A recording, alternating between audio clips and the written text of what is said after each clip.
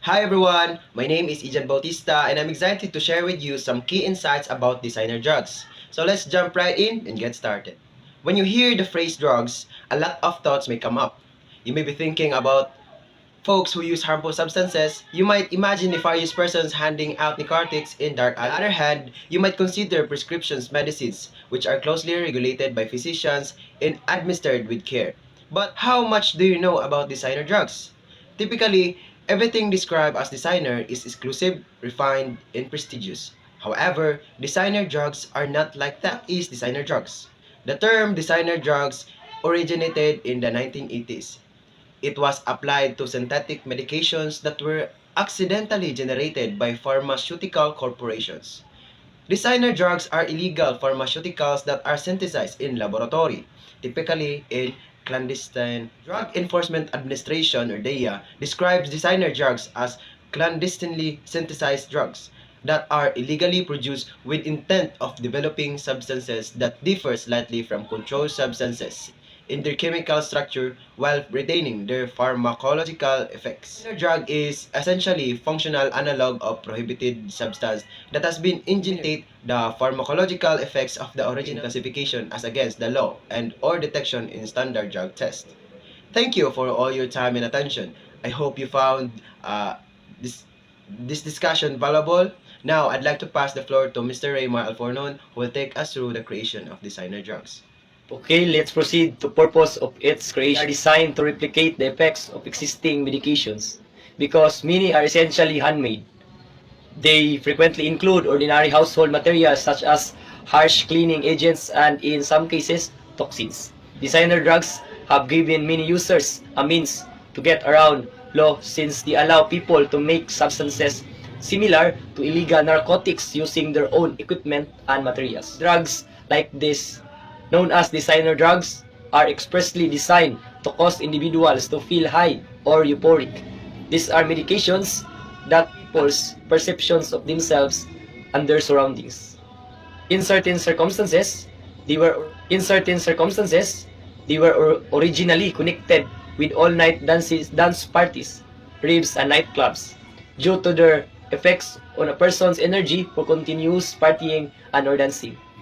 Most designer drugs create euphoria, energy, and a desire to mingle. They also increase social and physical and distort or amplify visual and aural stimuli so that usage is no longer limited to these situations. Let's go to the types and examples of designer drugs.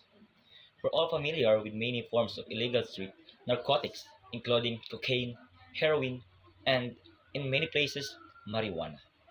It is unsurprising that owning and using these substances is illegal. However, when it comes to designer drugs, the law is not as clear. Designer drugs are not necessarily banned because their chemical structures differ somewhat from those of other drugs. The United States Drug Enforcement Administration defines designer pharmaceuticals as psychoactive substances. NPS. There are hundreds of different forms of designer drugs, but to make things easier, there are three major categories. Number one, synthetic catenones or catenons. This type of decided drug works as a stimulant by increasing serotonin and dopamine levels in the brain, which activates the brain's reward center by increasing feelings of happiness and pleasure or attention and motivation. Example, bath salts. Yeah. Number two, synthetic cannabinoids, mimicking the effects of marijuana. Synthetic cannabinoids work on the same brain cell receptors as THC. Example, spice or K2. 3. Synthetic phenethylamine, categorized as a hallucinogen. This designer drug affects the brain by altering reality through sensory input, sight, sound, taste, and touch. So, to learn more about designer drugs, into ecstasy or MDMA, which is the most popular and most commonly utilized. Example of designer drugs, including its effects, and MDMA, often known as Molly or ecstasy, is a lab-created drug with effects similar to stimulants such as methamphetamine, while some researchers and organizations believe MDMA to be a psychedelic substance because it can also immediately change visual and temporal perception. The effects of MDMA may include increased energy and alertness, as well as a greater sensation of well-being, kindness, and openness to others. However, MDMA can have unpleasant and perhaps harmful negative health consequences. MDMA is often used illegally. Researchers are investigating its use in the therapeutic settings as a possible treatment for severe post-traumatic stress disorder or the PTSD. A person may feel the effects of MDMA within 45 minutes or so of ingesting a single dose. Feeling cheerful, energetic, attentive, and more connected to others are some of the effects.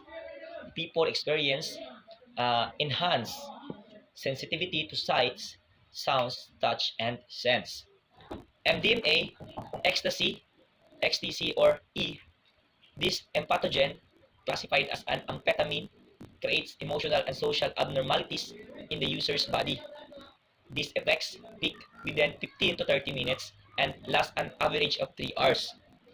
MDMA can also cause hypertension, cardiac problems, and hyperthermia, all of which are potentially lethal to the use.